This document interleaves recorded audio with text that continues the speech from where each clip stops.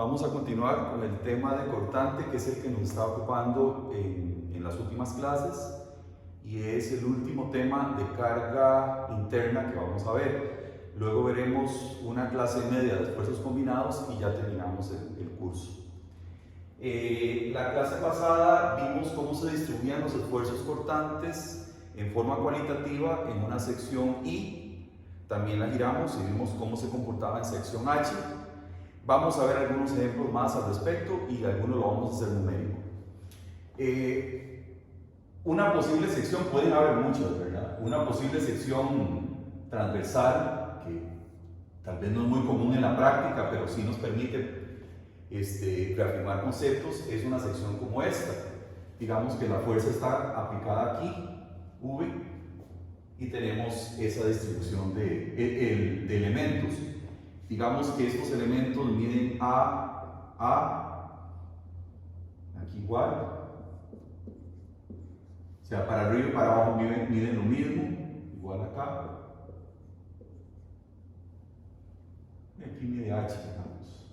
Sobre todo me interesan estas que midan igual para lo que vamos a analizar a continuación. Entonces, la pregunta o el ejercicio sería determinar diagramas de magnitud y de dirección. Para eso, con una carga, digamos, vertical hacia abajo. Muy bien, si tenemos esta condición acá, esto muy probablemente es debido a que tenemos la siguiente condición de momentos.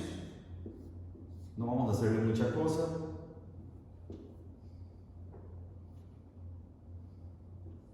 Nada más para ver cómo estarían los momentos aplicados.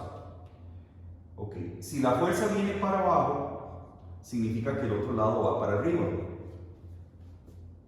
Esto está girando para acá. Significa, si esto está girando para acá, significa que ha habido un momento MB y un momento MA, siendo MB mayor que MA.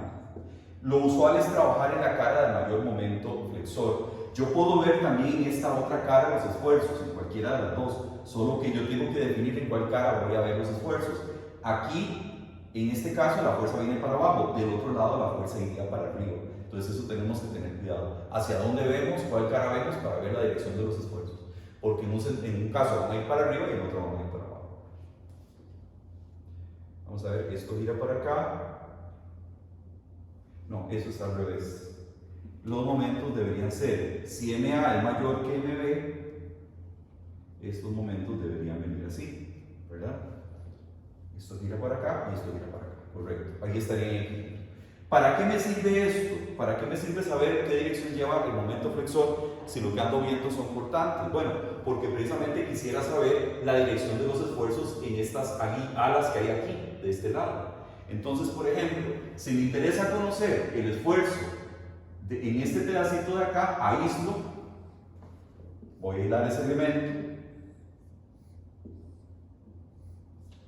y entonces ahí es donde me sirve la flexión. La flexión me dice que tengo compresión acá, FB, y también FA del otro lado, ¿verdad?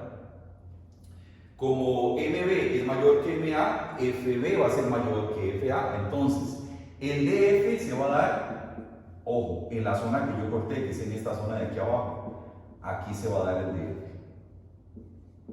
Si el DF se da para allá, significa que hay esfuerzos que están llegando aquí, por lo tanto los esfuerzos vienen para abajo.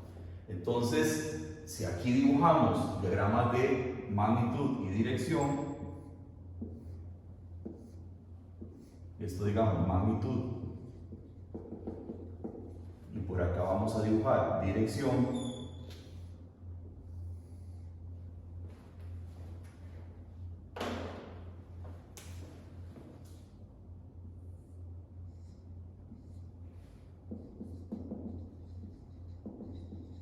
¿ok? Ya aquí, yo con este equilibrio que acabo de hacer, me doy cuenta que en este pedacito de aquí, los esfuerzos vienen para abajo. O sea, en dirección vendrían aquí para abajo. Si vienen para abajo en este pedazo, pues aquí también van a venir para abajo. ¿Y cómo van a variar? Van a variar parabólicamente, porque verticalmente hay una variación parabólica, hasta llegar aquí a un tau prima. Aquí hacemos esto y llegamos a un tau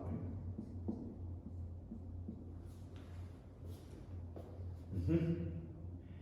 La otra duda es, ¿qué pasa aquí, en estos otros elementos de acá? ¿Irán también para abajo los esfuerzos? No sabemos, entonces hagamos un equilibrio.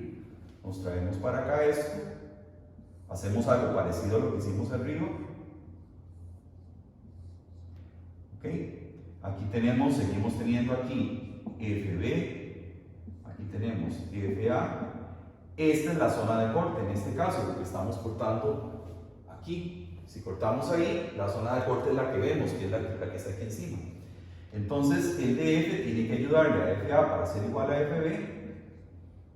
Entonces, vienen para acá, los esfuerzos llegan acá, y entonces aquí los esfuerzos van a ir para arriba.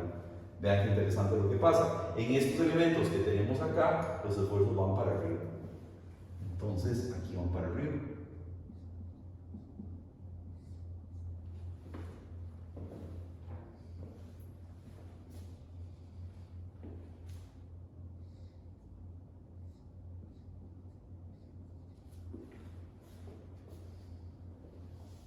¿Ok? Y aquí la variación también va a ser parabólica porque es vertical. Aquí la pregunta es, ¿llegará al mismo valor de tau prima? Esa es una pregunta. ¿De qué depende eso? Ojo, la fórmula es tau igual V a P llevado a P VQ entre I por T. Todo esto va a ser constante. Digamos, todo tiene espesores constantes, etc. Lo que va a cambiar es el área P y el llevado a P. El área P, al llegar a este punto de aquí, vean que como esta dimensión es A y esta otra es A, las áreas parciales de este pedacito y de este pedacito, cuando llego justo a esta intersección, las áreas parciales son iguales. Pero los llevar a P no lo son, porque el centroide de esta área de acá va a estar más separado del centroide del área total que el centroide de esta área de acá.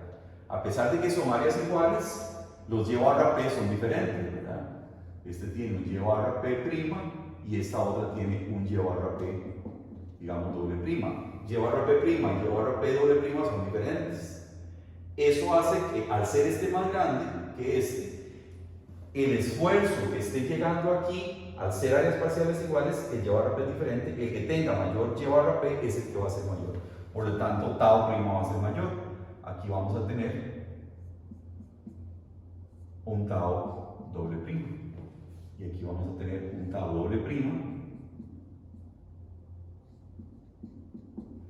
siendo tau doble prima menor que tau prima. Después de eso empezamos a viajar horizontalmente. Ya ahí sí vean que son dos flujos que entran y ahora tienen un solo canal, que sería este. Entonces vienen para acá, también vienen para aquí y se encuentran. El esfuerzo con que esto arranca acá es tau prima más tau doble prima, porque son dos flujos que se están encontrando. ¿Qué significa eso?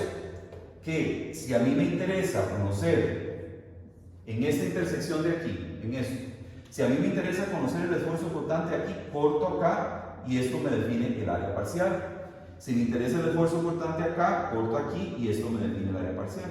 Pero si me interesa el esfuerzo cortante con que esto arranca para acá, corto aquí, siempre cortando espesor, y el área parcial es toda realmente. Entonces se duplica el área parcial.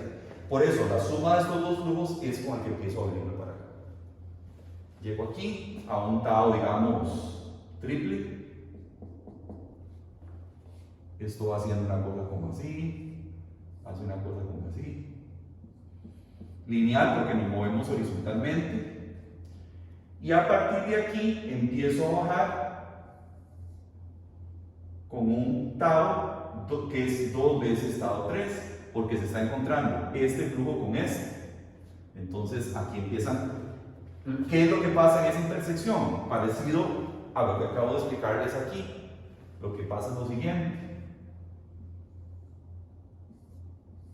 Si yo quiero encontrar el esfuerzo aquí, corto acá y me define toda esta como el área parcial. ¿Verdad? Si me interesa el esfuerzo cortante acá, toda esta es el área parcial. Si me interesa el esfuerzo aquí antes de llegar a la intersección, toda esta es el área parcial. Pero si me interesa el esfuerzo aquí, toda esta es el área parcial, porque yo lo que corto es acá, me quedo con toda esa área parcial. Entonces por eso es que se duplica el tau prima que está llegando acá o acá. Son dos flujos que están llegando y que empiezan a bajar juntos. Ahí esto empieza a bajar. Y luego, más bien aquí se separan.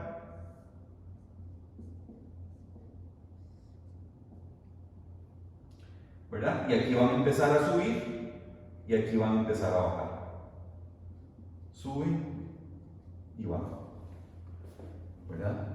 Aquí sería de un 2 veces, aquí estamos llegando a tau triple. Aquí voy a empezar a bajar de 2 veces tau prima, tau triple, perdón, llego a un tau máximo.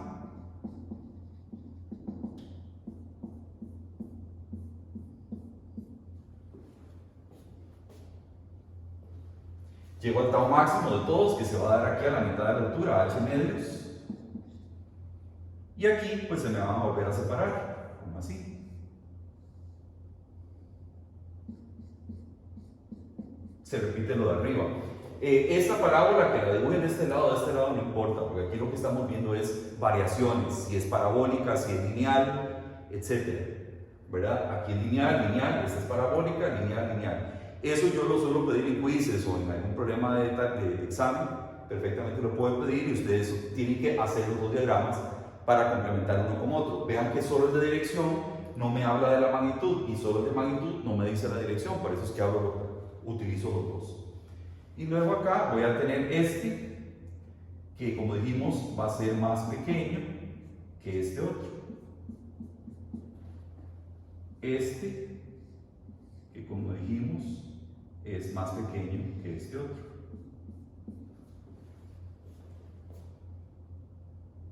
¿Verdad? Hay una simetría. Si por esas cosas de la vida ustedes tienen duda, por ejemplo, ¿por qué esto va para arriba? Digamos, si esa fuera la duda, voy a borrar aquí. Si ustedes tuvieran la duda de por qué estos van para arriba, por qué yo los dibujé para arriba, pues se vienen al elemento original, cortan acá y se lo traen y lo equilibran con estos otros. Vamos a ver, vamos a equilibrarlo. En este caso, la zona que yo estoy cortando, ojo que la zona que estoy cortando es aquí, entonces es esta de aquí abajo. En este caso de abajo, si esto da tensión acá, compresión arriba, pues toda la zona de abajo va a estar en tensión. Entonces la FB viene para acá, la FA viene para acá, y aquí se tiene que generar un DF que equilibre a FA para ser igual a FB. Eso implica esfuerzos para allá, por lo tanto, implica esfuerzos para arriba. Las colas se separan, ¿verdad? Este DF entre el área me da tau. Tau va para allá, entonces tau en vertical en la sección tiene que ir para arriba. Eso nos da esta dirección y es la misma que tendríamos acá. Ese sería el diagrama. Así más o menos trabajamos todos los diagramas, cualitativamente. Perdón, si ya yo quisiera saber el valor de esfuerzo en un lugar determinado, pues aplico la fórmula, ¿verdad? Bueno, copien eso.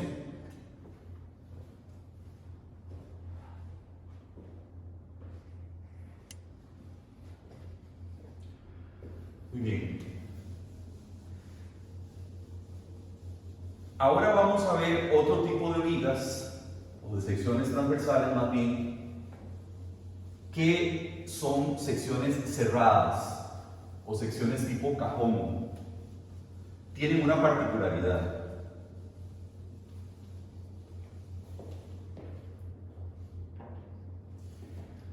en una sección como la I, que acabamos de ver, para definir mi área parcial, basta con hacer un corte. Si a mí me interesa conocer el tau acá, corto aquí y eso me define el área parcial.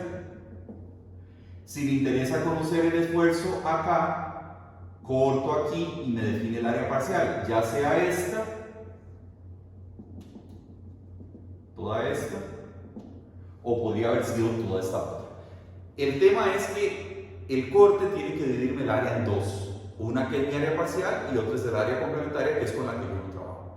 En una sección como la I, que es una sección abierta, solo tengo que hacer un corte para definir mi área parcial. Pensemos que nosotros el área parcial la vamos a extraer, como si físicamente la fuéramos a quitar del área total. Entonces, por eso, aquí con un corte acá, extraigo esta, o con un corte acá, extraigo toda esta y trabajo con ella. Pero las vigas tipo cajón o cerradas tienen una particularidad.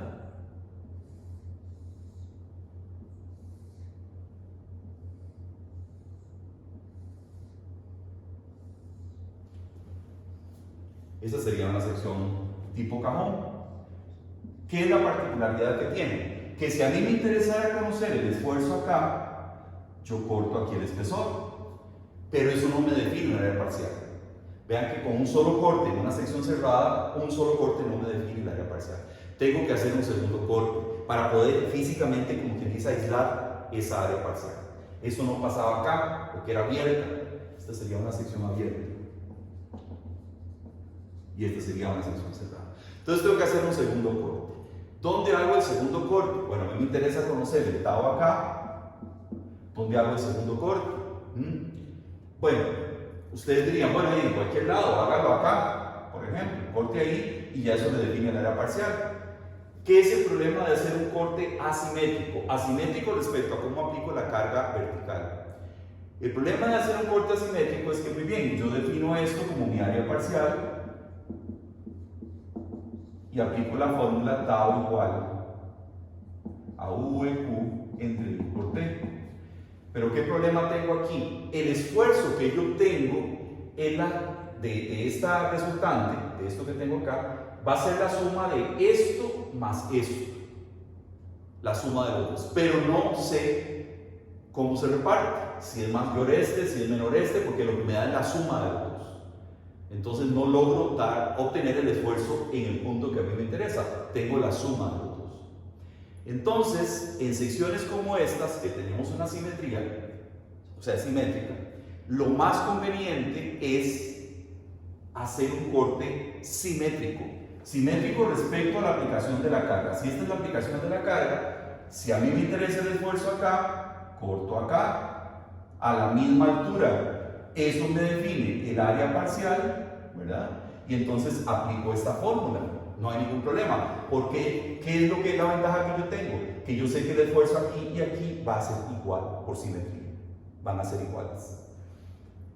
Solo tengo que tener un cuidado, y es que estoy cortando un espesor y otro espesor. Por lo tanto, el tau que yo utilizo son 2 veces el espesor, porque estoy cortando 2 veces. Digamos que esto vale T y esto vale T.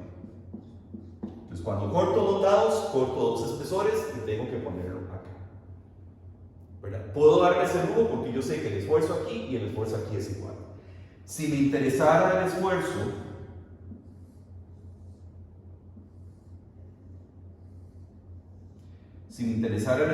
por ejemplo, igual, aquí,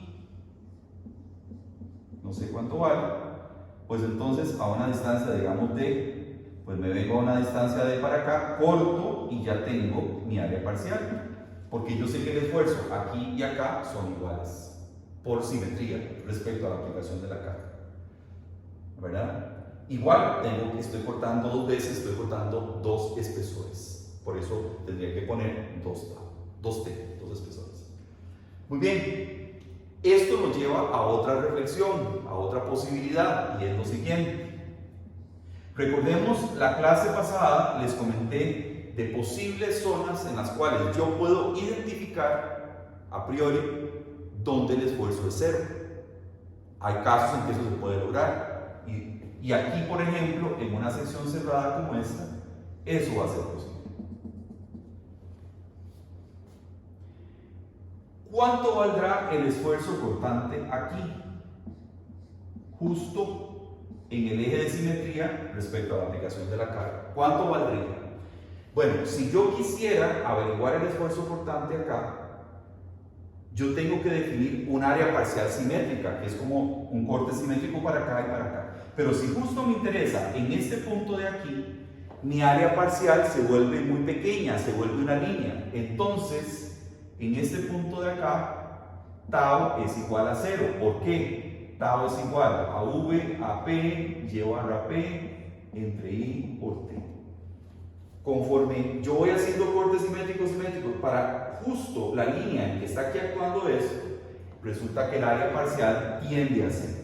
Tiende a 0 porque los cortes es como que yo de lo redujer a 0, porque me interesa justo en esta línea el esfuerzo cortante.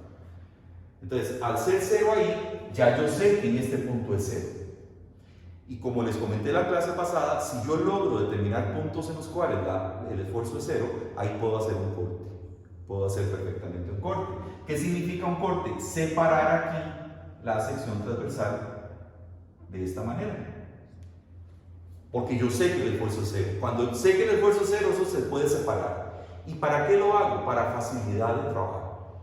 Para trabajar más fácilmente. Porque vean que esa sección cerrada, de esta manera, se me convierte en dos secciones abiertas. Como aquí es 0, ya si a mí me interesara conocer el tau acá, ¿qué hago? Aquí tau es 0. Entonces defino esta como mi área parcial, uso la fórmula tau igual a VQ entre I por T. Recordemos que si hago un corte asimétrico, yo sé que lo que obtengo es la suma del tau aquí más el tau acá, pero ya yo sé que el tau aquí es 0. Entonces todo el tau que obtenga es el de acá. Y qué es lo interesante, como esto ya había sido cortado antes, porque yo sé que ahí no se da esfuerzo, es como que estuvieran separadas físicamente, el tau que yo meto es, el espesor que yo meto es uno solo, porque solo estoy haciendo un corte, porque el corte anterior corresponde a una condición de tau igual a 0, y ahí es como si yo lo estuviera cortando, o sea, ya yo lo separé físicamente. Pues ya esto yo lo logro extraer, como hablamos del concepto de área parcial, que es como que yo lo extraigo, y entonces todo el esfuerzo que obtengo con la fórmula se viene acá, con un T. Ojo, una cosa importante. Vean, yo puedo trabajarlo como sección cerrada o como sección abierta. Las dos cosas van a llevar al mismo lugar, ¿verdad? Pero véanlo aquí. Si lo trabajo de esta manera, mi área parcial es toda esta que tengo aquí, y divido entre dos espesores. Si lo trabajo de esta otra manera, mi área parcial es la mitad de la que yo tenía acá, suponiendo que aquí estoy cortando a la misma altura, ¿verdad? Mi área parcial aquí es la mitad, pero solo divido entre un espesor. Entonces, al final, un Q, que es la mitad, entre un solo espesor, me va a dar igual a un área parcial que es el doble, pero dividiendo entre dos espesores. Ese 2 se cancela. Entonces, al final llego al mismo resultado, ya sea viéndolo como sección cerrada o como dos secciones abiertas. Y eso me permite a mí calcular el esfuerzo en cualquier punto, ¿verdad? De esa manera. Es más fácil, evidentemente. Lo que hay que tener cuidado es saber localizar los puntos en los cuales estaba 0. Una vez que eso se logre, ya yo puedo trabajar esto como una sección abierta sin problema. Muy bien, dibujemos el diagrama de dirección y de magnitud de esta sección que tenemos acá, ¿se les parece? Terminen de copiar eso.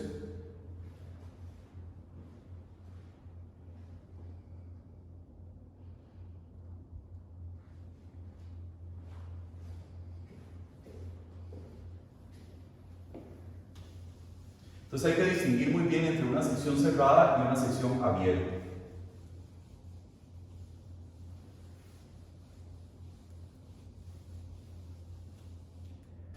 Entonces vamos a dibujar de una sección así, tipo cajón, los diagramas cualitativos, ¿verdad? Nada más. En todo alrededor es T, etc. Entonces tenemos aquí magnitud, por aquí tendremos dirección.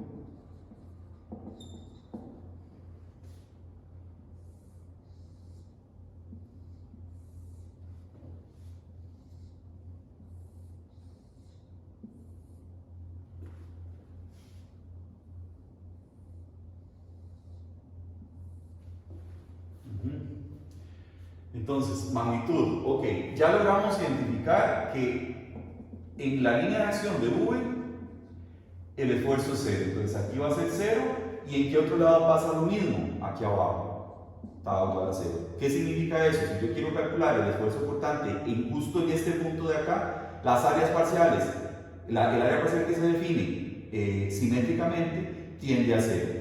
Esto es porque área parcial tiende a 0. Entonces aquí ahí es 0. Ahí, entonces yo puedo hacer esta separación ya desde ahora si quiero. Entonces yo tengo magnitud en peso de 0. Me empiezo a mover horizontalmente. Horizontalmente significa que va creciendo en forma lineal. Crece en forma lineal. Aquí llego a un tau primo.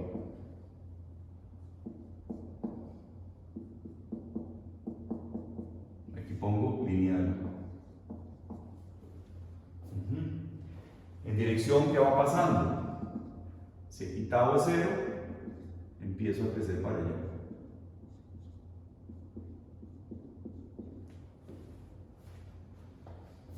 Tau primo. ¿Qué pasa?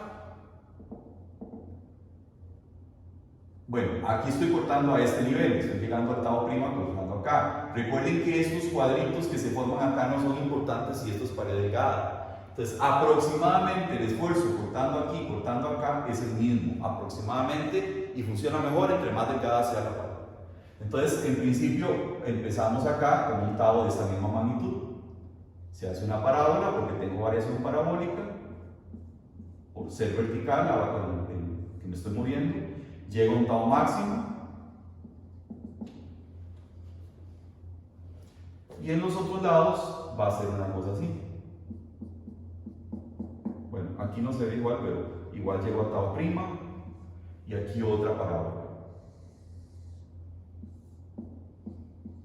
Tau máximo. Eso sería magnitud. Lineal, aquí 0. Aquí es el mismo tau prima.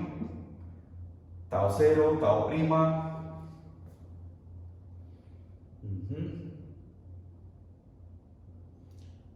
Ok, y aquí tau máximo. Tau máximo se va a dar.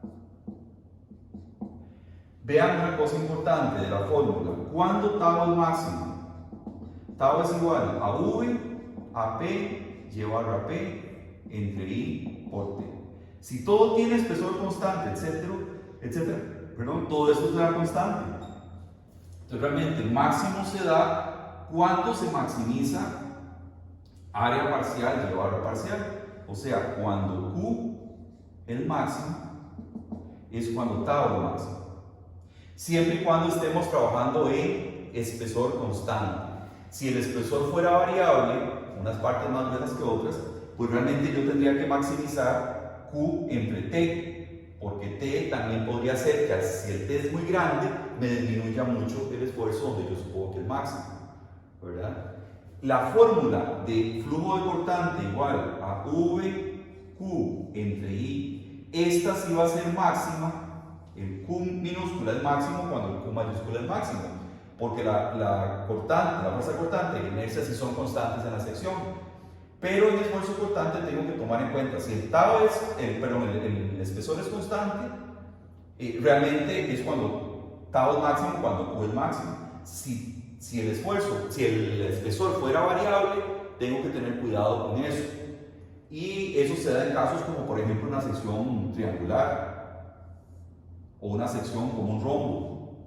En un rombo, vean que el espesor, en un rombo, el Q minúscula sí debe ser máximo aquí a la mitad, porque es donde yo maximizo Q mayúscula.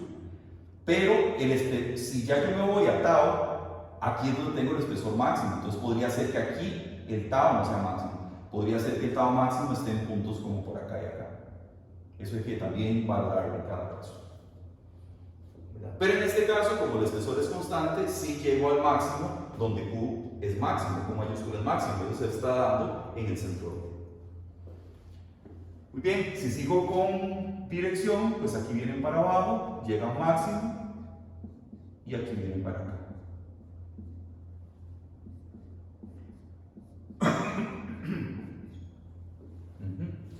Digamos que tenemos duda respecto a la dirección de estos. No sabemos cómo van. Bueno, los aislamos. Cortamos e aislamos el elemento. A ver cómo es que funciona la cosa. Siempre este equilibrio les va a servir. Aquí estamos cortando dos veces. Estamos cortando esta área y esta otra área, ¿verdad? La fuerza va para abajo. En principio estamos trabajando en la sección de mayor momento flexor, entonces aquí en esta zona de abajo, aquí lo que tenemos es tensión. Entonces tenemos una fuerza FB, FA.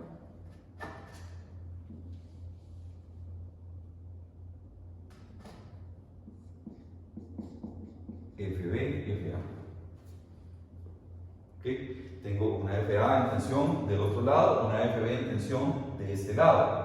Vean qué interesante, como hay doble corte, porque yo hice dos cortes, digamos, para entender hacia dónde van los esfuerzos. No la estoy viendo como si aquí fuera tau cero, lo estoy viendo como si fuera una sección cerrada. ¿Qué aparece aquí?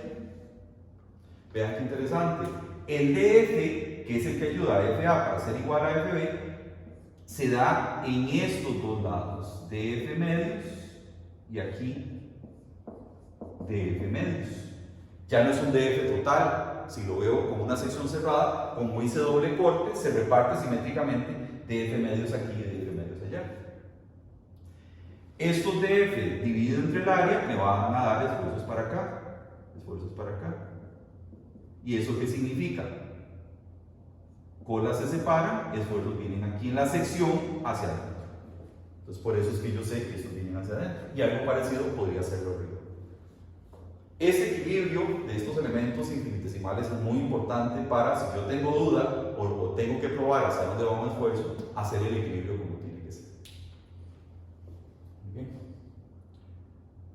Bueno, eso sería de una sección, diagrama de magnitud-dirección, de una sección cajón como esta.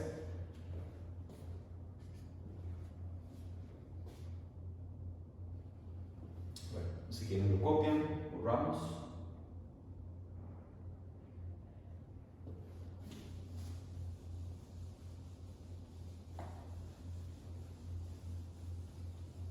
¿Qué pasaría si a esta misma sección yo le meto un elemento en el centro?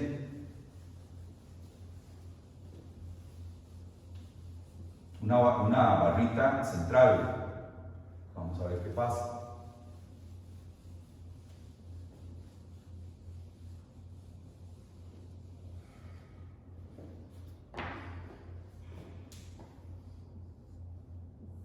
Me refiero a eso.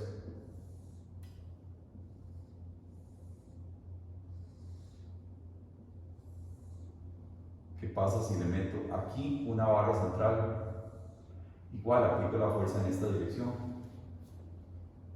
Aquí tengo un eje de simetría. Bueno, recuerden la fórmula. Tau igual a V, a P, y barra P, entre I por T. Si yo lo hago de esta manera, voy a analizar el elemento central. Entonces, la tengo primero cerrada, no he identificado puntos donde tau sea 0. Si me interesa un esfuerzo acá, en principio tengo que cortar a la misma distancia al otro lado, siempre simétrico respecto a la fuerza. Y esto me definiría mi área parcial. Esa sería AP. Es un área parcial que no es 0. Pero ¿qué particularidad tiene? El centroide de la sección está a este nivel, aquí. Entonces, el Y barra P, que es la distancia del centroide parcial al centroide total, es 0, porque centroide de la figura esta parcial que tengo acá y el centroide de la figura total son iguales. Entonces, esto es 0. Por lo tanto, en cualquier punto de este elemento, tau es igual a 0. Entonces, para efectos prácticos, este elemento horizontal no está aportando nada a la sección transversal porque está justo puesto en el puro centro, ¿verdad? Ahí no aporta nada. Entonces, yo lo puedo desligar acá. Es un desperdicio de material, porque vean que inclusive desde el punto de vista de inercia, esta barrita tan delgada colocada en el centroide no aporta inercia, prácticamente nada. Entonces estoy metiendo un elemento que no está cumpliendo ninguna función desde el punto de vista ni de resistencia, ni para soportar, ni para cortante, ni para flexión, ni para nada. Es un desperdicio. Entonces, para efectos prácticos, como en todo el tau es cero, yo puedo desligar aquí, aquí, y ahí me doy cuenta que no hay flujo que entre o salga a este elemento horizontal. Por lo tanto, ¿cómo me queda el diagrama de magnitud y dirección? Igual al anterior, exactamente igual, no cambia nada.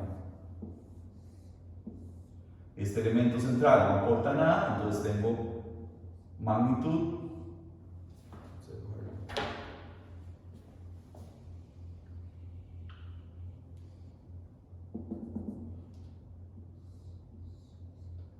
Magnitud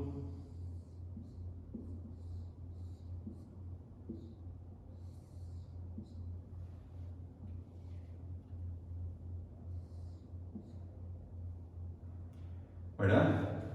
Me queda igual. Y la dirección, voy a dibujarlo aquí mismo, que no debería ser lo correcto, pero la dirección sería así. No hay intercambio con esta zona de acá. No hay flujo que pase de aquí para acá porque está cortado el canal. Porque ya yo me di cuenta que el tau es cero, entonces todo baja. Todo aquí baja. Luego viene para acá.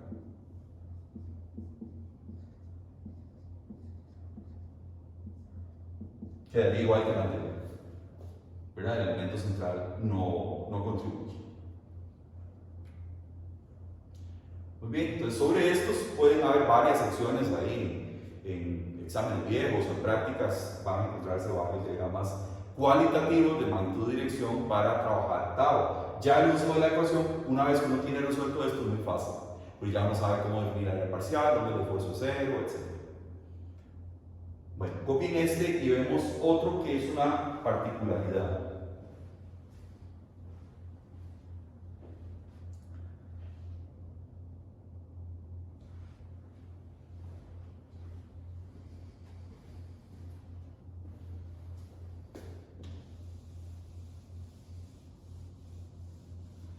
Hay un tipo de secciones que tienen una cierta característica, o más bien elementos que forman la sección transversal, siempre pensando en pared delgada, que tienen una característica, y es que sean elementos inclinados, que hayan elementos inclinados. Por ejemplo, voy a pensar nada más en un rectángulo inclinado. Voy a ver nada más como un rectángulo inclinado. Vamos a ponerle elementos inclinados en sección transversal.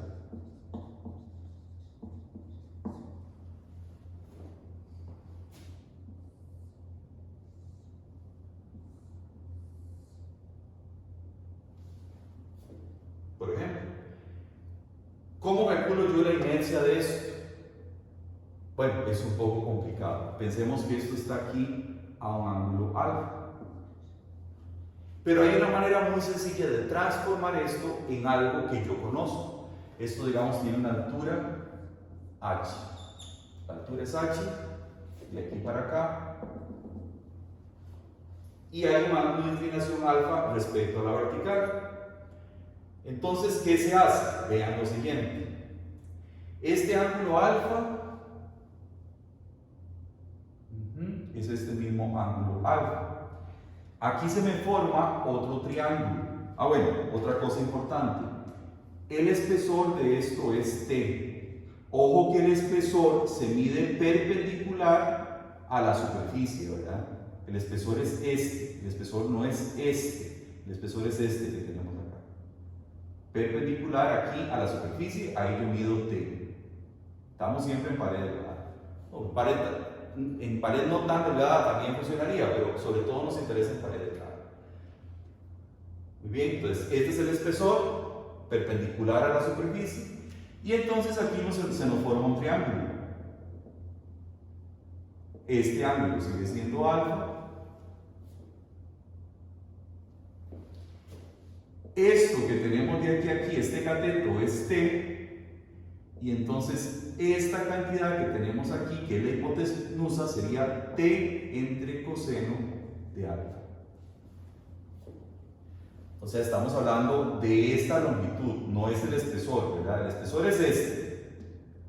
Esta otra longitud horizontal es t entre coseno de alfa, que es la hipotenusa de este triángulo que tenemos aquí, cuyo cateto este es t, ¿verdad? El cateto es t, entonces la hipotenusa es t entre coseno de alfa. Entonces, esto que tenemos acá es equivalente a hacer lo siguiente.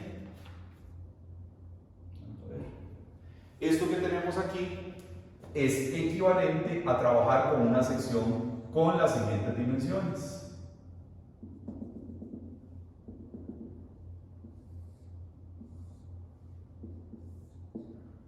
T entre coseno de alfa y una altura h. O sea, esto es equivalente a esto siempre y cuando el espesor o el ancho de la sección ya en vertical sea t entre coseno de alfa. ¿Verdad? Este que tenemos aquí. Esas dos cosas son equivalentes. ¿Para efectos de qué? Para efectos de llevar a P, para efectos de AP, para efectos de... Es mucho más fácil calcularle esas cosas a esta sección que yo transformé, que es lo mismo, es equivalente, que trabajarlo con esta. Entonces, siempre que tenemos elementos inclinados, vamos a transformarlos de esta manera, ¿verdad? Eso nos permite, por ejemplo, si tenemos una sección como así, por ejemplo, transformarla de la siguiente manera. El horizontal no se transforma, el vertical se va a hacer más preciso, porque es t entre coseno de alfa. Horizontal no se transforma, vertical se transforma, horizontal no se transforma, vertical se transforma, horizontal, vertical se transforma y horizontal. Entonces, para efectos de sacar aquellas propiedades de la sección, es más fácil trabajar con esta que con esta. Lo que estoy haciendo es enderezando, poniendo verticales los elementos inclinados. Y lo que hacen es ensancharse debido al coseno de alfa. ¿Verdad? Eso es básicamente lo que tendríamos que hacer. Entonces, esta transformación es muy útil no solo para mecánica de sólidos, sino para cualquier otra sección que ustedes trabajen que tenga elementos inclinados. Muy bien, entonces vamos a trabajar un problema, vamos a hacer un numérico completo que tenga estas características. En términos de guerrería. Esto que estoy poniendo aquí es como una lámina de techo, ¿verdad? Que tiene esa ondulación, que suele haber elementos inclinados. Bueno, yo para efectos de sacar su inercia, etcétera, puedo los inclinados volverlos verticales. Bueno, borramos.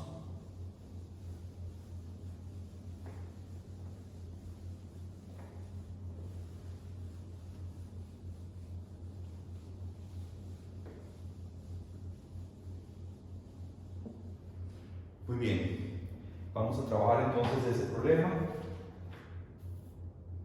El problema va a ser, la sección va a ser así, un triángulo.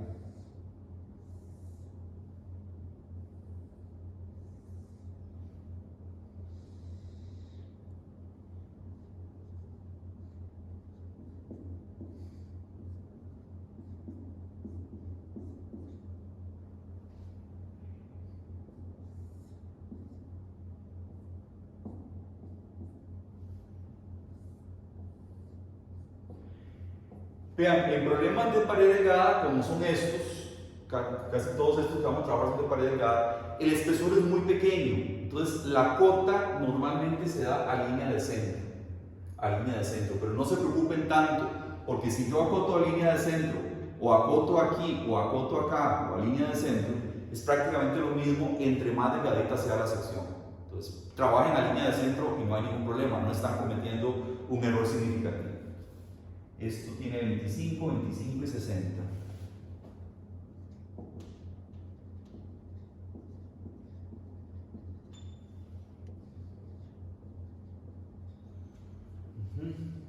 el espesor que me dan, y tenemos, recordemos el ángulo alfa, ¿verdad? Siempre el ángulo alfa se mide respecto a la vertical para trabajar con coseno.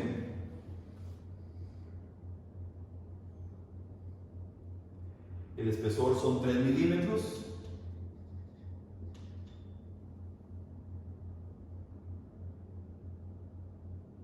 Me dicen lo siguiente: hay una fuerza aquí aplicada de 5 kilonewtons. Entonces lo que me piden es hallar tau máximo, tau en A y diagramas de magnitud y dirección.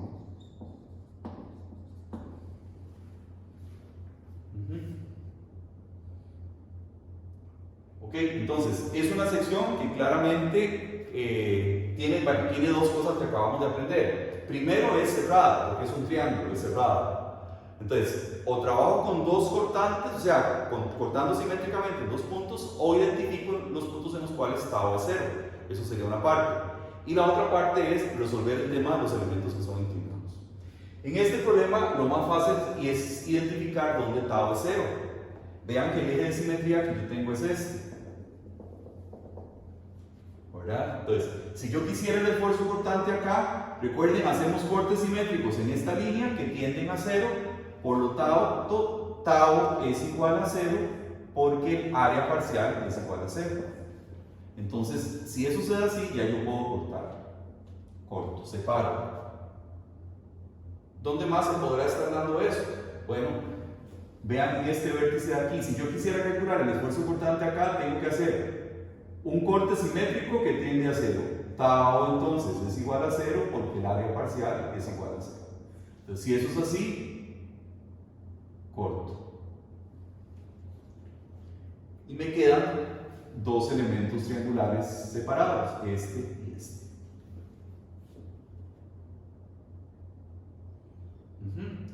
Paso siguiente, enderezar los elementos verticales, ¿verdad? Entonces, aquí podemos decir lo siguiente: tangente a la menos 1 de alfa es igual a 25 entre 60 igual a, eso nos da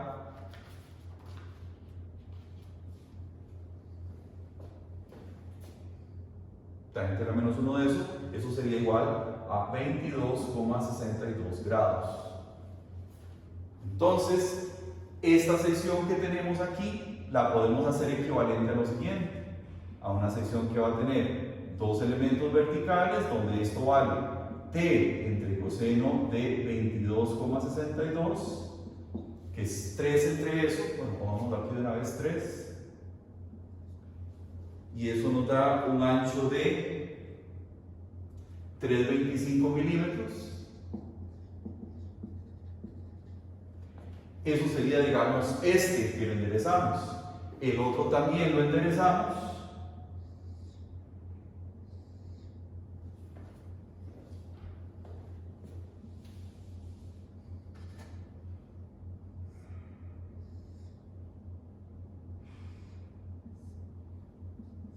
Es igual a 3,25, ¿verdad? Y ahí tenemos enderezado este y este. Vean que no hay problema que aquí toquen, porque ya habíamos identificado que el tau era 0 acá. Y abajo tenemos elementos que van a tener estas longitudes. Tau es 0, tau es 0. Esto vale 25 milímetros. 25 milímetros.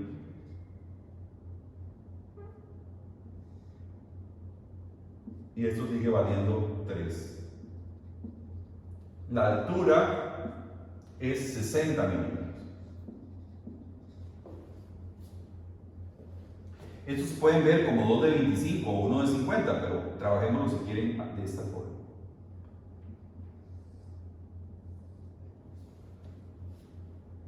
Aquí lo separo porque tau es 0. aquí, ¿verdad? Por esa razón es que estoy haciendo la separación, pero mide 25 milímetros cada lado, o 50 milímetros. Una cosa importante, A es este punto de aquí, que no se los indiqué, está en el enunciado, pero no se los indiqué, y tau máximo se va a dar en el centroide de la figura, que es algo que tenemos que calcular, ¿verdad? Entonces, eso hay que calcularlo ahora, inmediatamente después de haber hecho esta transformación.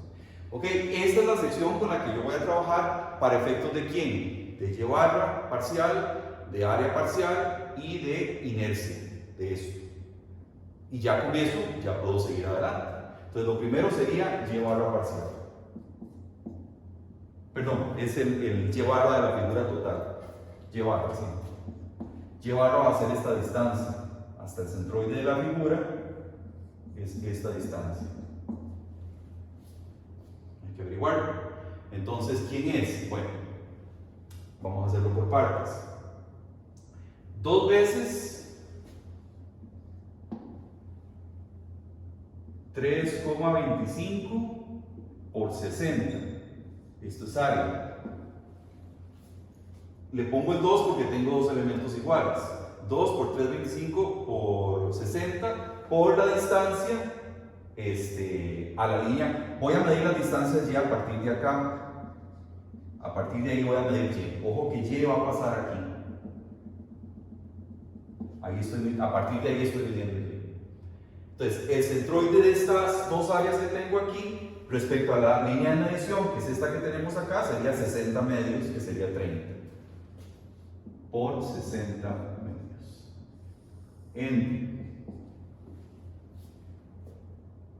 Vamos al otro término. Bueno, aquí tendríamos como área 2 por 3,25 por 60.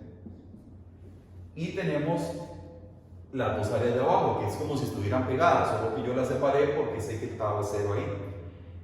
Lo de abajo sería, el área sería 25 más 25, 50 por 3. 50 por 3, 50 por 3 por la distancia de la línea de medición de Y al centroide de esas figuras. Resulta que como está pasando exactamente aquí en línea de centro, coincide donde el eje a partir del cual yo estoy midiendo Y con el centroide de estas dos figuras. Entonces aquí sería por 0. Este término se vuelve 0. Pero abajo el área sí va en el denominador, 50 por 3. Este 50 por 3, recordemos que viene de 25 por 2, porque es toda esta área que tengo aquí abajo. Y eso me da un Y barra igual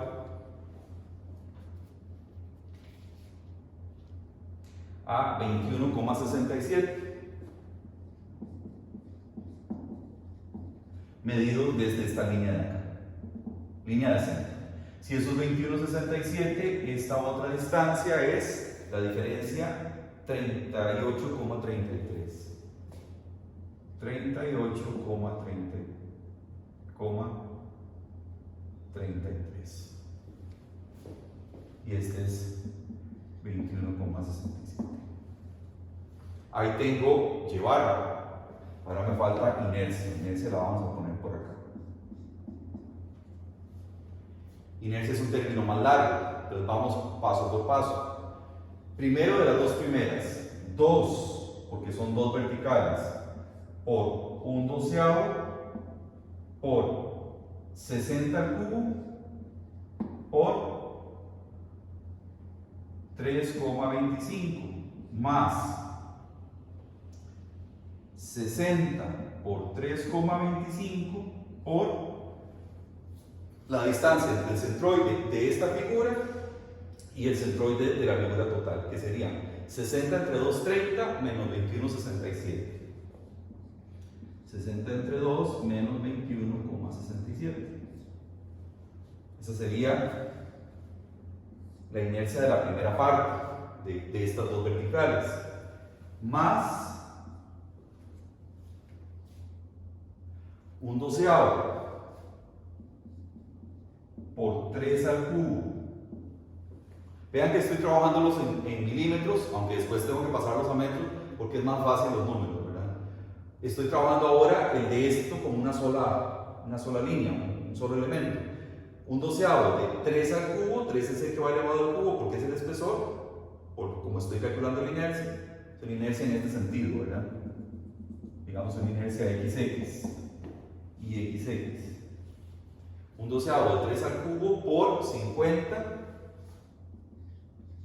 más 3 por 50 por las distancias. Ojo, una cosa importante.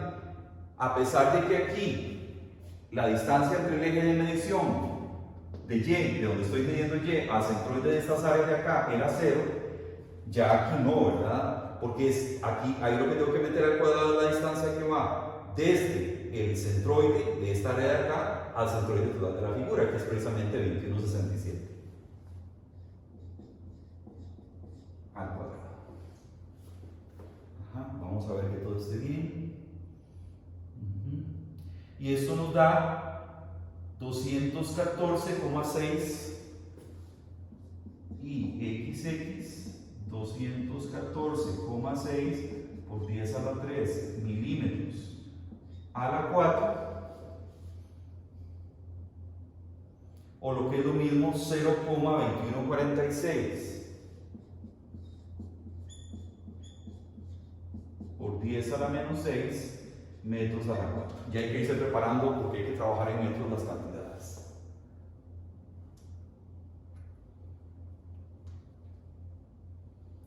Muy bien, entonces ya tenemos básicamente todo para poder trabajar.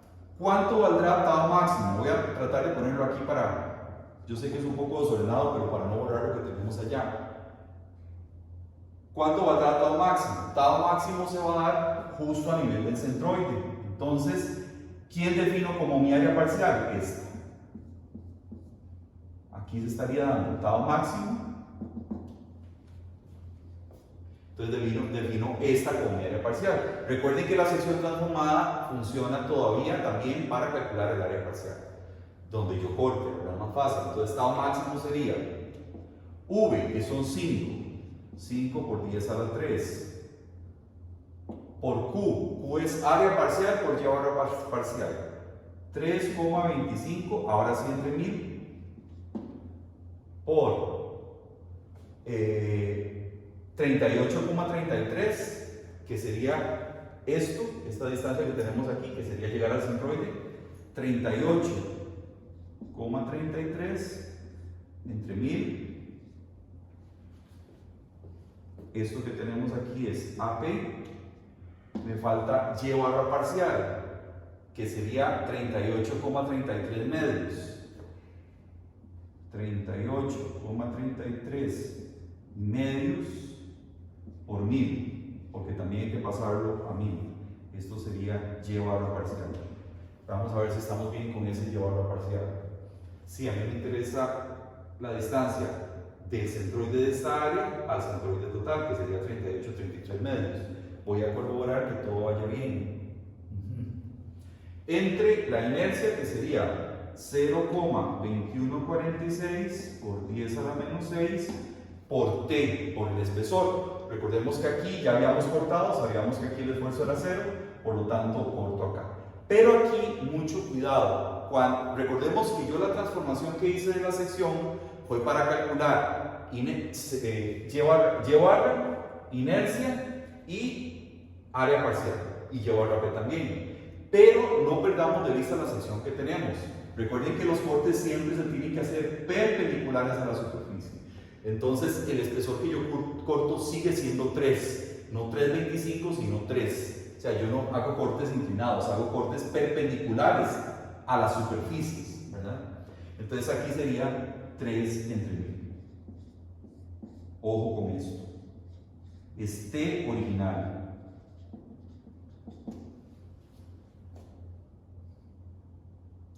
Entonces el tau máximo va a ser igual, nos da 18,5 megapascales. Y ese 18,5 se va a estar dando justo aquí, a 22,67 de la base. Bien, vamos a borrar eso. No voy a borrarlo todo, voy a borrar esto, voy a dejar la sección para seguir entendiéndolo.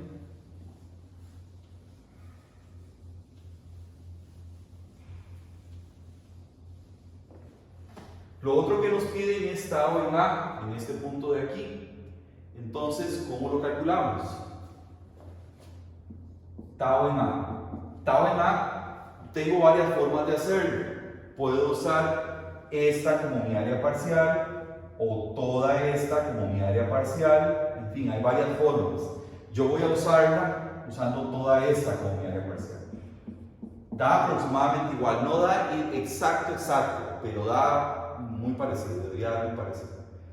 Entonces, usando como esta el área parcial, sería 5 por 10 a la 3 por área parcial, serían 60 por 325. Esto sería AP. Y el llevar AP hay que tener cuidado, porque va a ser la distancia entre el centroide del área parcial y el centroide total. O sea, serían 60 medios menos 21,67. Esto es llevar a P. Vean que 60 medios es a la mitad de la altura y 21,67 es el centroide del área total. 60 medios es 30 menos 21,67 me da la distancia entre centroide parcial y centroide total. Es aquello que tenemos allá. Y igual entre inercia, que sería 0,2114 por 0,2146 por 10 a la menos 3 por el espesor. Igual estoy cortando 3 centímetros, porque espesor solo hay 3 centímetros. Esto también va, perdón, esto va entre 1000, esto va entre 1000, esto va entre 1000. Y me quiere el sistema internacional. Y entonces tau en A nos da, no es el máximo, nos da 12,62 megapascales. Esto es tau en A. Es el otro esfuerzo que nos piden.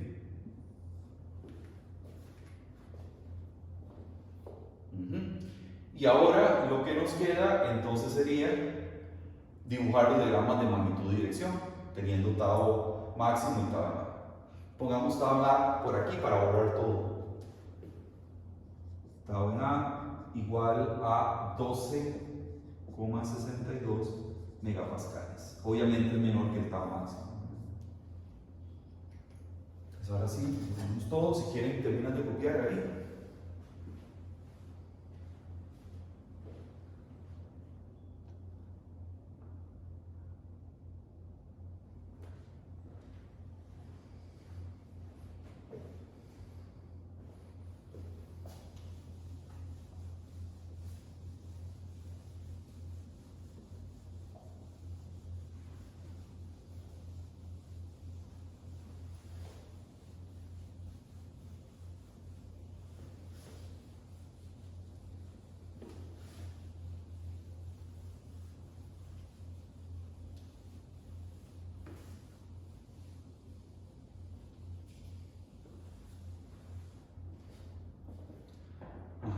Entonces tendríamos, volvemos a nuestra sección original, vamos a dibujar magnitud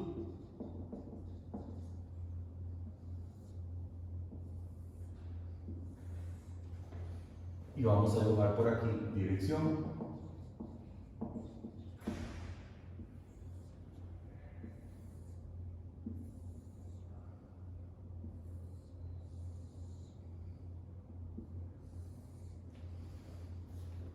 La fuerza, recordemos que va para abajo, ¿verdad? Entonces, aquí tenemos en 21,67, tenemos el centroide. Entonces, vean lo que hacemos. Partimos de tau 0 aquí. Aquí, cuando tenemos elementos inclinados, que no son horizontales ni son verticales, el hecho de que sea inclinado va a generar una distribución también parabólica, porque tanto el llevar P como área P van cambiando.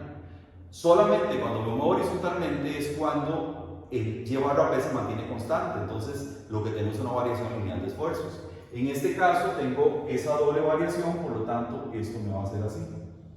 Va a llegar aquí un máximo hasta acá. Este máximo lo veo aquí, tau máximo, que es el que tenemos ahí, 18,5. O sea, tengo esto. De donde tengo el centroide, ahí hago la proyección sobre este elemento, así como perpendicular al elemento inclinado, y ahí tengo el tau máximo. Ahí será el máximo de la parábola. ¿Cómo va a ser del otro lado? Pues parecido. Aquí.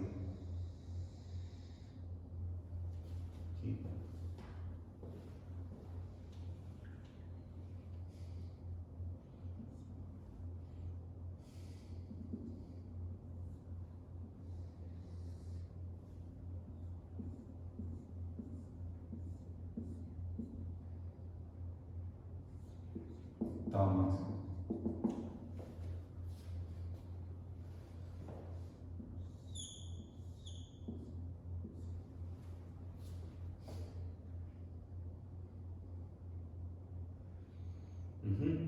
Y aquí estamos llegando a tau en A. Tau en A que son 12,6 megapascales, que es el mismo con el que yo arranco aquí, llego aquí a 0, y este es el mismo tau. Variación lineal porque me estoy moviendo horizontalmente.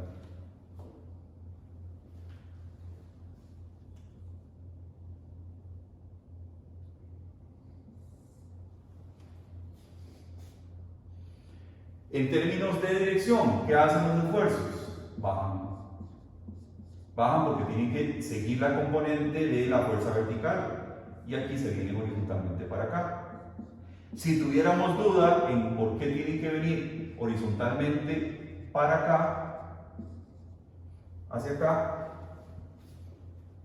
pues simplemente cortamos un elemento infinitesimal, lo equilibramos y nos damos cuenta por qué vienen en esta dirección.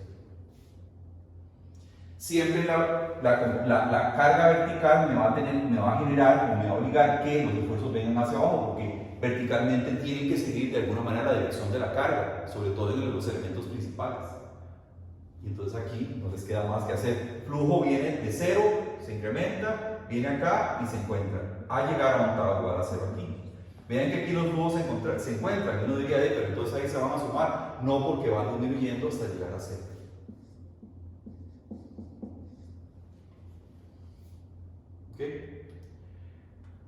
Bueno, ese sería este diagrama. Ya con esto terminamos la parte de cortante elástico, que es usando fórmulas, etc. Ya lo terminamos. Nos queda un pequeño tema, relativamente pequeño, y lo voy a ver ahora, creo que si me da chance, en media hora, y es qué pasa cuando el cortante es inelástico. Parecería muy complejo, pero no lo es. Lo vamos a ver bastante simplificado. Entonces, si quieren, copien esto y vemos eso.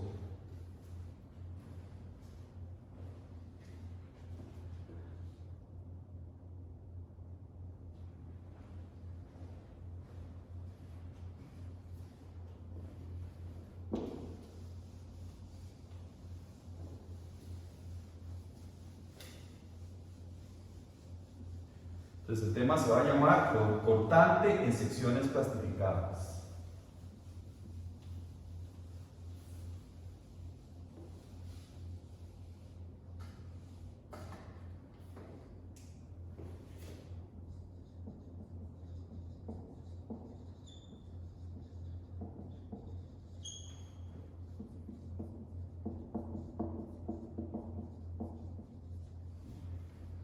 Cortante en secciones plastificadas. Bueno, para eso vamos a tomar un ejemplo muy, digamos, relativamente fácil de entender para ver cómo es el asunto de la plastificación. Este elemento sencillo de ver va a ser un voladizo. Un voladizo, recordemos que está empotrado en un extremo y está libre en el otro. Y aquí vamos a aplicar una carga P. Esto va a tener una longitud L. Entonces, aquí en el empotramiento, lógicamente, se va a dar el M máximo, siendo M máximo igual a P por L. Esto tiene un diagrama Yo lo dibujo en tensión positivo, esto sería hacia arriba para mí, pero ustedes lo dibujan como quieran. Aquí llegamos a un M igual a P por L. En el voladizo tengo momento cero, donde está aplicada la carga, y conforme va creciendo el brazo, se va haciendo un momento más grande, hasta llegar a ser máximo en el empotramiento. ¿Ok? Bueno, ¿a qué sería elevado? Para mí esto sería negativo. Ustedes lo manejan como quieran, pero lo importante es entender que esto no genera tensión en las fibras de arriba y compresión en las fibras de abajo. Muy bien. Pasa lo siguiente. Si P por L es menor que MY, pensemos que esta es una sección de ancho H por B. La sección transversal es así. B y aquí H. H igual a 2 veces C, siendo C acá y C acá. La sección rectangular. Si P por L, que es el momento máximo, es menor o igual a MY, esto significa que todas las fibras están en rango elástico.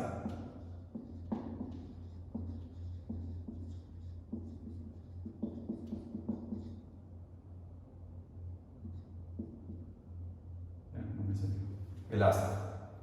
Si P por L es menor o igual a MY, significa que, vean que en una sección, por eso es tan importante el voladizo, la sección más crítica es esta porque es la que tiene mayor momento. Las demás pueden tener menor momento, pero esta es la que me va a decir todo lo que le pasa al resto de la sección. Si esta sección llegara a fallar, falla toda, aun cuando otras partes de la sección estén sanas. Por eso es que el voladizo es tan delicado, ¿verdad? No tiene redundancia. O sea, si algo pasa aquí, falló la sección. Entonces, por eso es que yo comparo a P por L, que es el momento máximo. Este sería el M máximo. Si el M máximo es menor que P por L, que MY, toda la sección va a estar, o todo el elemento va a estar en rango elástico. Este es M máximo. Pero si P por L es mayor que MY, tengo plastificación. Y ahí es donde viene lo interesante. Hay plastificación. ¿Cómo se ve esa plastificación en el elemento? Y es lo que vamos a dibujar a continuación. Vamos a verlo por aquí.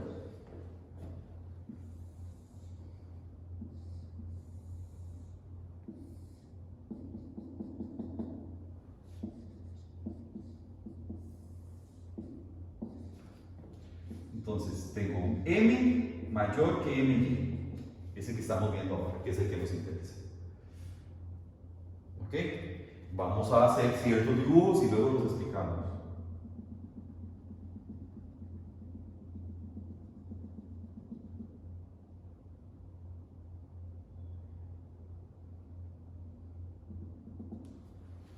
Ahí.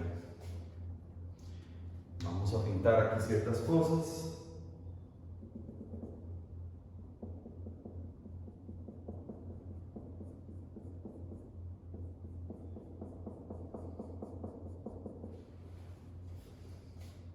Vean que estamos pintando aquí una zona en rojo.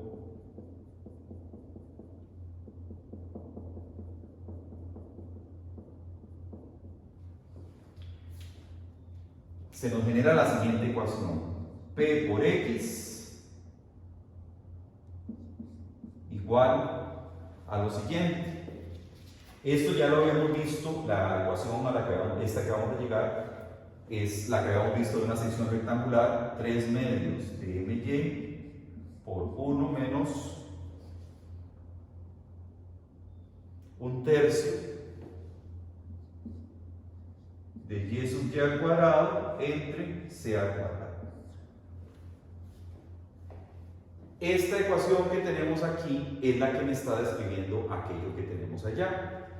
X va a ser una distancia que vamos a medir a partir del punto de aplicación de la carga hasta acá, por ejemplo aquí. Eso va a ser X. X es una distancia que va entre 0 y L. Entonces vean qué interesante. P es una fuerza dada. P ya en ese momento es un valor. X es una distancia que es una variable. X es variable. 3 medios de MY es una cantidad que yo puedo calcular de la sección por la naturaleza de la sección. 1 menos 1/3 es un valor conocido, C es conocido, o sea, C al cuadrado es conocido porque es la mitad de la altura. Y la otra variable que yo tengo es Y sub Y al cuadrado. Entonces, aquí tengo esas dos variables, X y Y sub Y al cuadrado. Si yo grafico para diferentes valores de X los asociados Y sub Y, obtengo esta curva que estoy teniendo acá, que es una parábola. Una parábola, vean que tiene un vértice ahí puesto, y lo que obtengo es precisamente una parábola. Esa parábola se va haciendo digamos, se va abriendo más, o más bien se va cerrando más hasta llegar a tener, vean que el vértice lo estoy proyectando dentro de la sección transversal, realmente no existe el vértice todavía no se ve, pero yo lo puedo proyectar. Esta ecuación lo que me define, o la línea que me separa o que me define es la separación entre la zona elástica de la zona plástica. Todo lo que está en blanco es zona elástica. Y todo lo que está anchurado es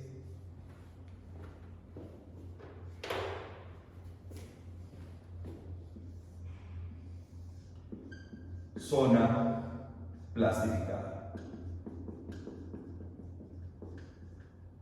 ¿Ok? ¿Quién es Y sub Y? Bueno, ¿quién es Y sub Y? Recordemos que Y sub Y es lo que se reduce, la zona elástica, ¿verdad? Lo que se va reduciendo. Entonces, aquí, a esta distancia, digamos, CC, Y sub Y vendría a ser eso. Y sub Y para arriba y Y sub Y para abajo. Entonces, a mayor X, Y sub Y va siendo menor. A menor X, Y sub Y va siendo mayor. Vean qué interesante. A esta, digamos, a esta longitud, aquí se está dando MY. Ahí se está dando MY. De aquí para acá, todos los momentos que hay, porque recordemos que el momento en un voladizo es fuerza por distancia. Entonces, los momentos van variando linealmente, ¿verdad? Vean que aquí prácticamente el momento es 0. Conforme me voy alejando, aquí llego a MY. Todas estas fibras que tengo acá, todas están entrando elástico. Justo aquí tengo MY. Y a partir de aquí empieza a aparecer Y sub Y. O sea, se empieza a reducir la zona elástica, se empieza a reducir, hasta llegar aquí, que sería el punto más crítico. Aquí es donde Y sub Y es más pequeño, porque tengo la sección más plastificada. Está sufriendo más la sección transversal, porque está sometido a un momento más grande. De aquí para acá, todos son momentos elásticos. De aquí para allá, todos son momentos elástico-plástico. Y este de acá, justo este, es el M máximo. Así es como tengo la cosa. Si yo siguiera aumentando la fuerza P, ¿qué es lo que va pasando? Bueno, si sigo aumentando la fuerza P, el momento máximo va a ir aumentando. Este vértice de la parábola se va a ir moviendo hacia el empotramiento, hacia acá. El vértice se va a mover hacia acá, hasta llegar a un punto en el cual toda la sección se plastifique y lleguemos a la condición de MP, ¿verdad? Ahí sería cuando Y sub Y sea 0, llegamos a MP. Eso es porque he seguido aumentando la fuerza P. Vamos a ver ese caso. Entonces, si P por M es igual a NP, voy a pasar a lo siguiente. Tengo la misma viga,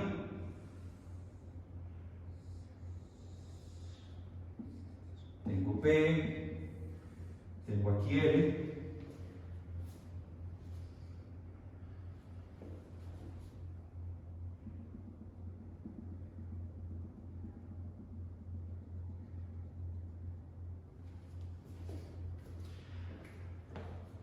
justo cuando llego a esta condición de que aquí el M sea igual a NP, vean, el vértice de la parábola está justo coincidiendo con la sección transversal.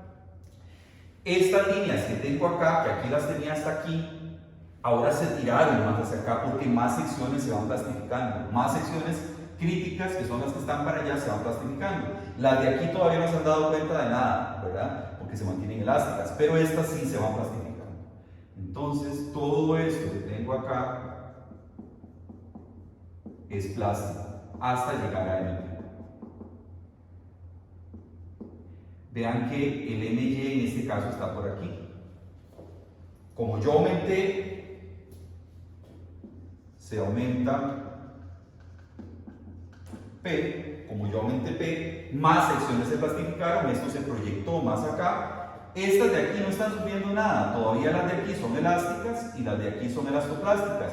Y solo una es totalmente plástica, que es la que coincide con el vértice o con el empotramiento. Aquí Y sub Y es igual a 0, entonces lo que tenemos es un M plástico. Esto, recordemos que cuando el MP se daba en una sección transversal teníamos un problema, y es que la sección o el elemento no era capaz de soportar ese momento. Ese era el problema que teníamos, se nos indefinía el radio de curvatura y una serie de cosas. Entonces nosotros nos teníamos que quedar un infinitesimal antes de ese valor de MP para que la sección se mantuviera bien. Esto que está pasando acá, de llegar a MP en este punto acá, es algo que se le conoce con el nombre de rótula plástica. La rótula plástica es como una especie de rodilla, como la rodilla o el codo de uno. Vean que la viga está diseñada para soportar momento flexor acá, pero resulta que cuando yo aplico un momento tal que llego a MP, este empotramiento que yo tenía acá se vuelve como una rodilla y hace esto. Se vuelve una rótula, por eso el concepto de rótula es un sistema que no soporta momento flexor. Cualquier rótula soporta fuerzas en X y en Y, pero no flexión. Entonces, ese es un punto de falla probable en la estructura. Y es muy complicado, porque si falla, con solo que falle esa sección, a pesar de que el resto está totalmente sano, con solo que ella falle, ya falla todo el resto, porque se cae. Entonces estamos pasando, voy a dibujarlo acá.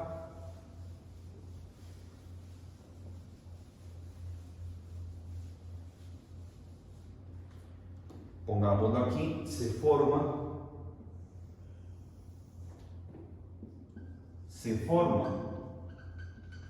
una rótula plástica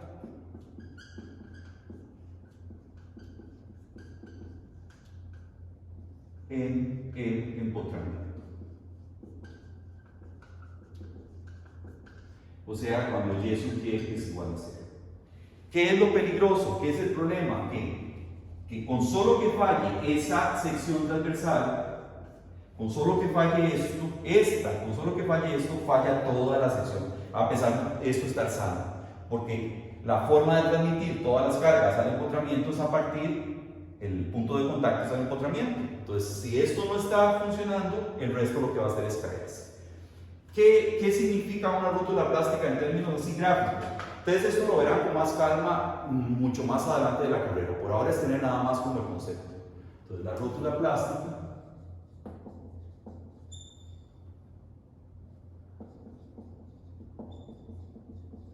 nosotros originalmente lo habíamos diseñado así. Empotramiento. Este empotramiento era capaz de soportar un M y una fuerza V. Pero al generarse este proceso, esto que tenemos acá, se convierte en lo siguiente. La condición de apoyo totalmente cambia. Y entonces, la fuerza P que tenemos aplicada acá, solamente es soportada por una condición de apoyo diferente, que va a ser una cuchilla. Y ahora en el empotramiento se transforma por la plastificación de la sección en una cuchilla. Y la cuchilla únicamente es capaz de soportar la fuerza P. Entonces se vuelve un mecanismo. Ese es el problema que tenemos. De esto, cuando esto alcanza MP, la sección falla, se transforma de empotramiento, que ya deja de soportar momento flexor y se vuelve en un apoyo simple, una cuchilla. Y eso lo que va a hacer es que esto está formando un par, evidentemente va a hacer que esto caiga. Y al caer, falla la sección transversal. O sea, al fallar esa sección transversal, falla toda la estructura, que en este caso es este voladizo. ¿Verdad? Entonces, este es un mecanismo de falla delicado que hay que tomar muy en cuenta, porque es muy, muy común en estructuras que están siendo sometidas a cargas altas, ¿verdad? Si yo tengo una estructura compleja,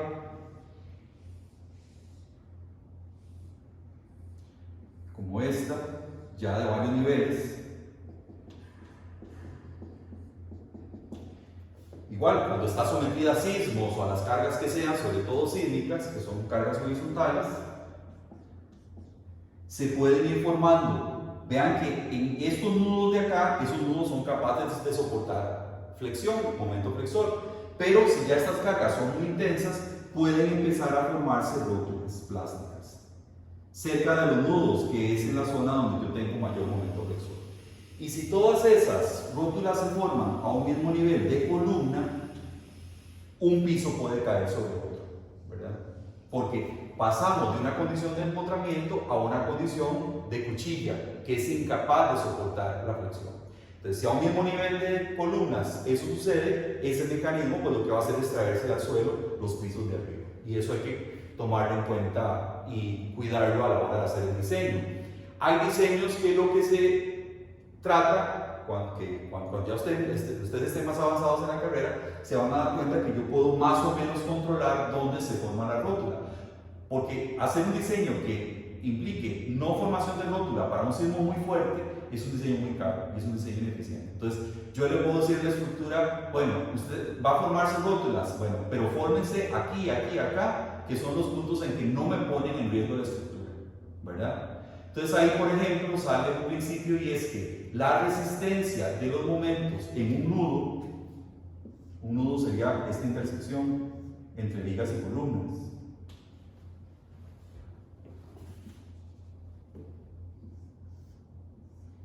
Esto sería un nudo. Un nudo sería algo como esto.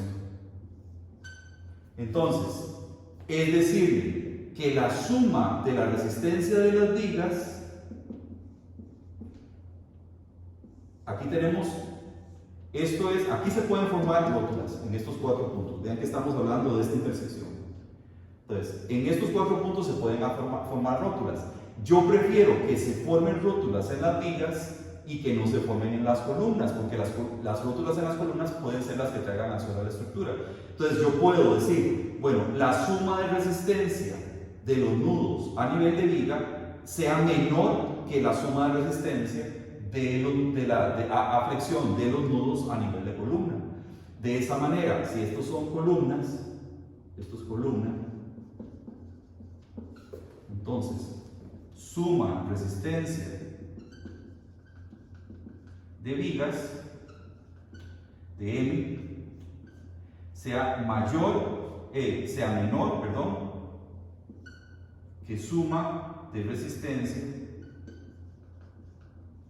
en columnas. ¿Qué significa eso? Que cuando se venga el sismo o la carga que sea diga, además de la viga, no voy a formar la rótula aquí y no voy a formarla acá. Entonces a nivel de vigas, las rótulas pueden repararse, eventualmente pueden repararse. Hay que hacer una excavación, hay que meter un concreto diferente, sacar todo lo que está, digamos, roto, pulverizado, o poner un concreto de alta resistencia, etc. Pero lo puedo reparar localmente, puedo reparar esta parte de acá. Pero si se me forma a nivel de columnas, por ejemplo aquí, aquí y acá, y todo cae, no hay posibilidades de formar, o sea, de reparación, ya la estructura colapsaría. Entonces hay formas, eso ustedes lo van a ver más adelante en la carrera. Por ahora es nada más un concepto básico de lo que es la formación de una rótula plástica. Bueno, nos falta terminar el concepto todavía porque todavía no sabemos qué pasa, cómo se resiste el cortante en zona plastificada. Hemos hablado mucho de flexión y no tanto de cortante. Recordemos que flexión y cortante siempre van a estar vinculados, pero nos falta hablar de flexión, de cortante más específicamente. Si quieren, copien eso.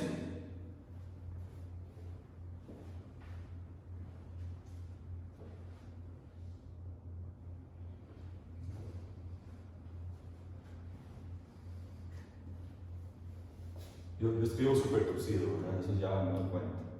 No lo veo desde este ángulo, pero cuando me voy allá sí. Y es que no me pongo de frente para no taparles mucho, pero sería la solución de escribir un poco más horizontal. En fin. Bueno, vamos a borrar.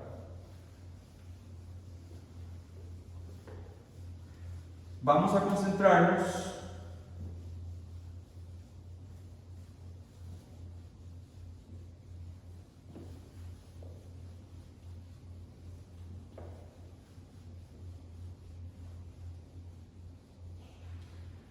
vamos a volver al caso, no de falla, no del caso en que ya la sección ha fallado o el empotramiento ha fallado, sino que vamos a trabajar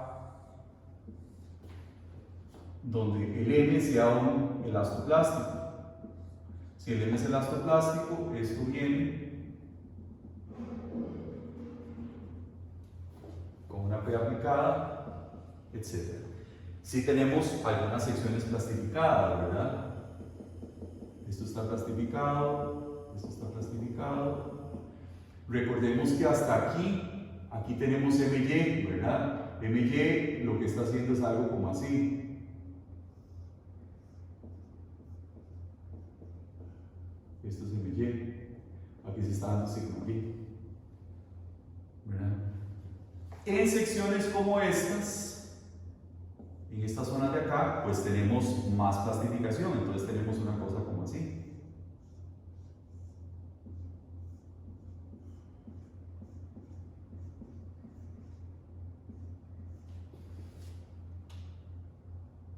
¿Verdad? Cada sección tiene algo diferente a esto, ¿verdad? Porque cada sección va teniendo una reducción de Y sub Y. Esto recordemos que es Y sub Y y esto es Y sub Y.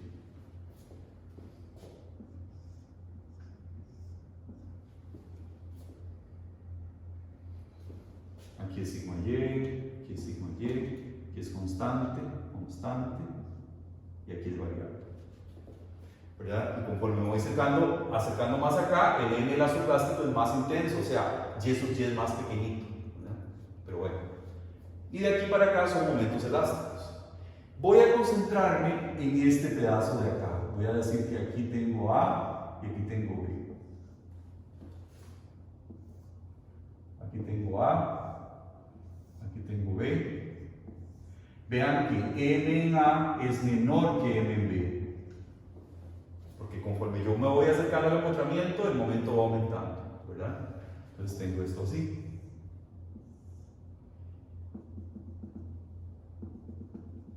Todo esto está plástico. Todo esto está plástico. Aquí tengo un MA y aquí tengo un MB. Tensión arriba porque estamos en empotramiento. Si esto mira para acá, necesariamente aquí tiene que haber un cortante V y un cortante V. ¿Quién soporta esos cortantes que tenemos ahí? Ese es el problema. Ese es el incómodo. Si nosotros aislamos un pedacito aquí cualquiera,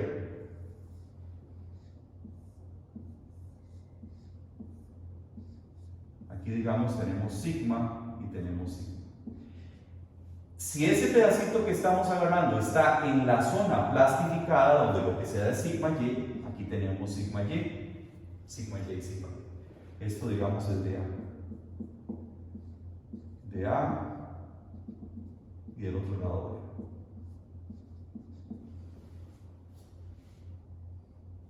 de A. Vean lo que pasa. Recuerden que el cortante, la particularidad que tenía es que se generaba un DF. Un DF que era la diferencia entre FB y FA para generar un DF horizontal que era al final el que equilibraba al esfuerzo. Bueno, ese DF entre el área horizontal era igual al tau que se daba en los vértices. Aquí, ¿qué es lo que pasa? Sigma Y por dA es igual a sigma Y por dA. Implica que en la zona plastificada no se produce DF. Como estos dos son iguales, este menos este es igual a 0, por lo tanto el DF no es capaz de generarse en la zona plastificada, donde sigma y sigma y son iguales en los dos lados. Entonces lo único que le queda a la fuerza cortante para generarse es en la zona elástica, que es esto que tenemos acá. Esto es zona elástica. Entonces, V se desarrollará solo en zona elástica. Eso es lo que pasa. Si nosotros vemos la sección transversal, nuestra sección transversal va a ser así.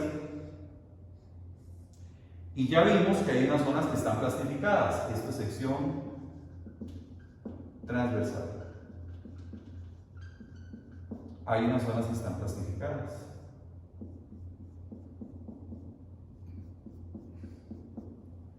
Aquí no se genera DF igual a 0. DF igual a 0. No se genera DF. Por esta igualdad que tengo de fuerza resultante de este lado, que es sigma y por el área, y sigma y por el área del otro lado. Vean que esto es FA y esto es FB. Si son iguales en la parte elástica, no se puede desarrollar el DF, ¿verdad? Entonces no queda más que se desarrolle en esta zona de acá, donde tenemos aquí Y sub Y, Y sub Y. Esta zona es la zona elástica. Entonces, solo en la zona elástica se va a desarrollar el esfuerzo cortante.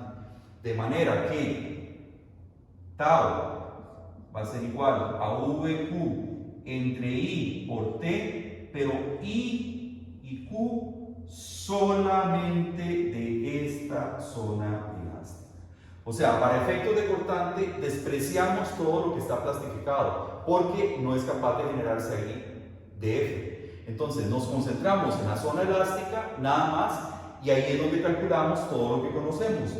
Inercia solo para la zona elástica, área parcial en donde a mí me interesa conocer el esfuerzo cortante, pero para efectos prácticos esta zona cortante, plastificada, para efectos de cortante no existe. Por eso la pongo de esa manera. Y únicamente me estoy quedando, ojo, con esta sección que tiene un alto 2y sub y y un ancho en este caso. Entonces dejamos de lado completamente la zona plastificada y nos concentramos en la zona elástica. Aquí se tienen que generar los esfuerzos debidos a flexión, a cortante, una cosa así. ¿Verdad? Porque si para acá viene, bueno, si aquí van para arriba, digamos en esa sección, los esfuerzos deberían ir aquí para arriba, van para arriba, pero solamente se están generando en la zona que se mantiene en rango elástico. La zona plastificada no, aquí llegamos a un tau máximo. Entonces, conforme yo voy aumentando la fuerza P, vean que se va reduciendo el Y sub Y, entonces la zona en que se puede desarrollar el cortante se va volviendo cada vez más pequeña, hasta el punto en el cual Y sub Y llega a ser 0, que es cuando se forma la rótula plástica, y ya no hay forma de soportar el cortante, ya no hay área donde soportar el cortante, ni tenemos capacidad de soportar la flexión. Entonces realmente la rótula plástica se da una combinación por dos cosas: incapacidad de la sección de soportar flexión e incapacidad de soportar el cortante. Por eso es que falla la sección, no soporta esa combinación que se está dando de plastificación, que afecta tanto a cortante como a flexión. Bueno, esto que tenemos acá, ya les digo, desprecian las zonas totalmente plastificadas y se quedan solo con la elástica para calcular los esfuerzos cortantes, y así en cualquier sección transversal. Bueno, hasta aquí llegaría el tema de cortante, o sea, el tema correspondiente al cuarto parcial. Aquí terminaríamos.